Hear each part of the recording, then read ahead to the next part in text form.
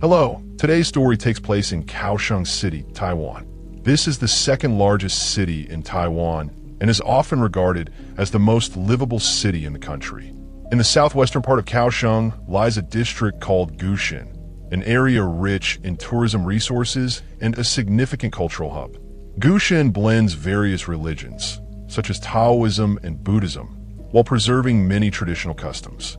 In this region, it's common to see people visiting temples to worship and pray, a practice that forms an essential part of the lives of many residents.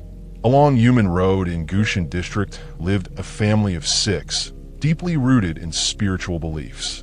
The head of the household was Wu Yuan, 56 years old, and his wife, Tsai Yu Chin, also 56. Together, they had 4 children, 3 daughters and 1 son. Their eldest daughter, Wu Chin-nu, 28, worked in Taipei. The second daughter, Wu Mei-hung, was a nurse at a local hospital.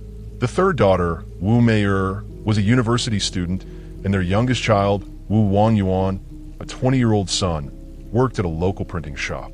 Then, one day in 2005, an astonishing and bizarre spiritual phenomenon struck this family, shaking the entire nation of Taiwan and later inspiring a film adaptation in 2022. So, what exactly happened to this family of 6?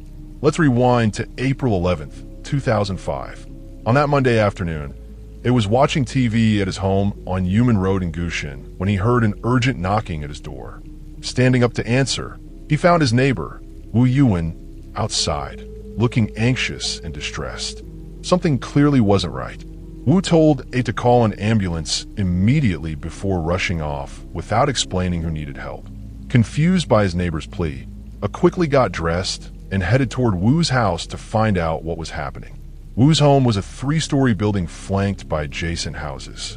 Wu's parents lived on the first floor, his 3rd older brother's family occupied the 2nd, and Wu's family of 6 resided on the 3rd. Upon entering, he sensed an eerie atmosphere. The house was unnervingly quiet. He called out a few times but received no response. A strange smell lingered in the air, prompting his curiosity. He climbed the stairs to the 3rd floor, where Wu's family lived. There he found Wu Chin-nu, the 28-year-old eldest daughter, lying motionless on the floor, her body stiff. No one else was in sight. Panicked, A immediately called for an ambulance. Soon, paramedics arrived and rushed her to a hospital 3 kilometers away. Tragically, she was already dead. Doctors noticed numerous scars on her body and, finding this suspicious, alerted the police. The Kaohsiung District Police quickly arrived at the hospital to investigate. The autopsy revealed her esophagus and other organs were filled with feces, and her body bore multiple bruises and circular burn marks from incense. The cause of death was organ failure due to prolonged physical exertion, with the time of death estimated at 2 days prior. Police swiftly moved to seal off the Wu family's home for further investigation. Outside the house hung a cloth with a Bagua symbol and strange patterns.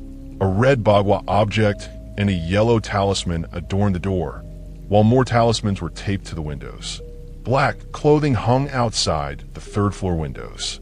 Inside, the police encountered a foul odor. The 4 walls and ceiling were covered in filth. Furniture was overturned and talismans and salt were scattered everywhere. No one was present. In the 3rd floor living room stood an altar with a statue of Neza, the 3rd prince, a deity believed in Taiwanese folklore to ward off evil spirits and protect children. Many local temples and homes worshiped Neza. On the dining table sat bowls and chopsticks, but instead of food, they contained water and talismans, while plates held feces, a horrifying sight that stunned the officers.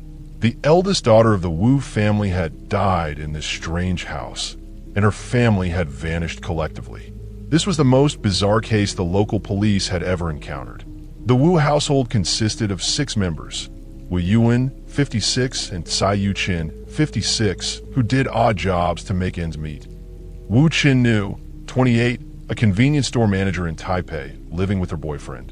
Wu Mei-hung, a nurse. Wu Mei-er, 22, a university student who returned home during breaks, and Wu Wangyuan, 20, a printing shop worker.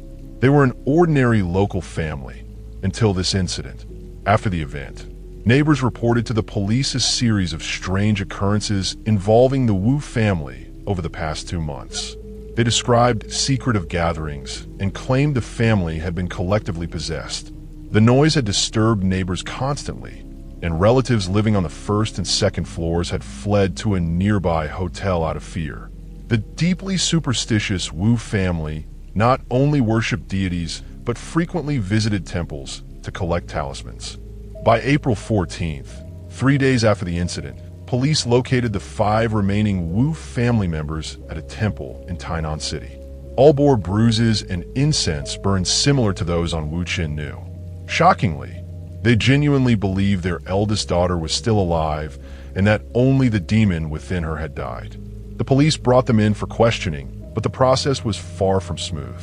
The 5 were visibly terrified and refused to return home, no matter how the police intervened. When asked if they were being threatened, Wu Yuan finally spoke, explaining that if they revealed what happened, demons would come for them. Seeing their distressed state, the police paused the interrogation.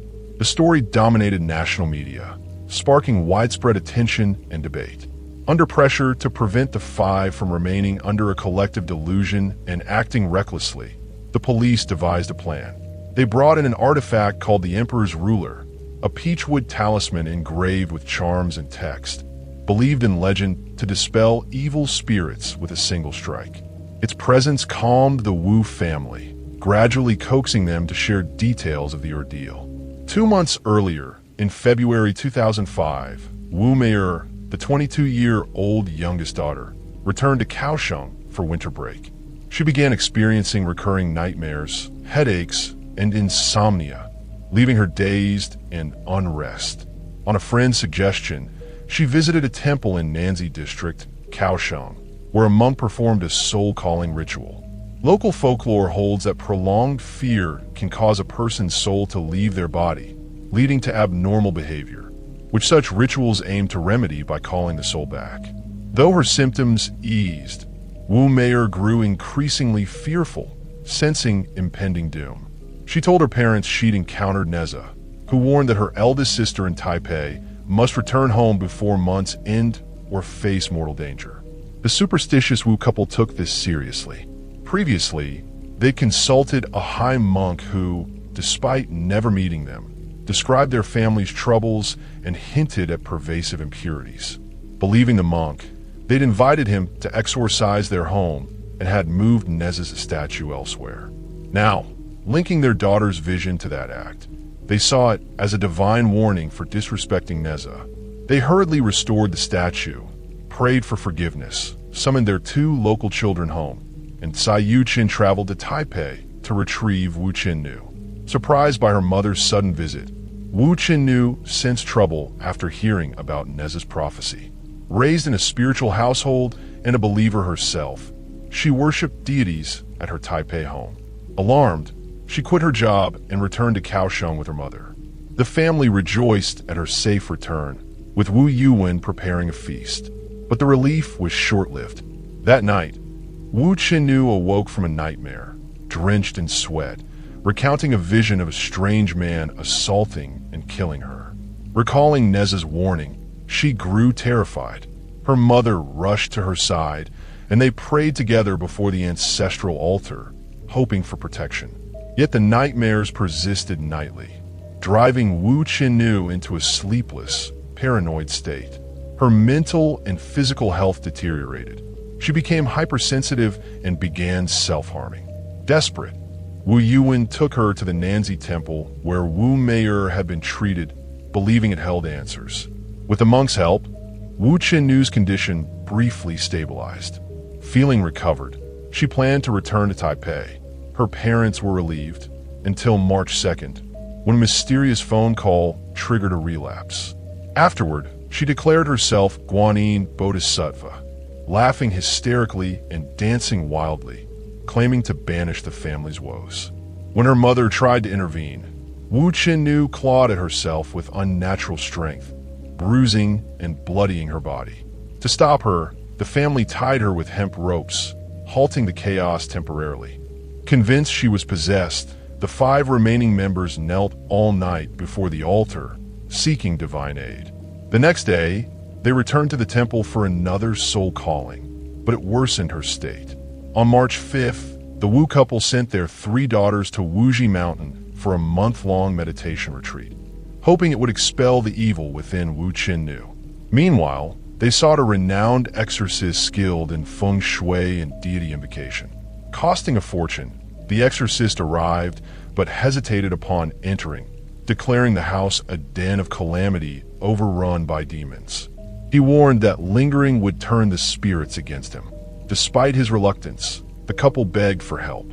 The exorcist blamed the home's feng shui. Its roadside position and misalignment trapped Yin energy, and Neza's statue relocation, which weakened the family's yang energy, allowing demons to thrive. At his urging, they spent heavily on talismans and performed days-long exorcism rites.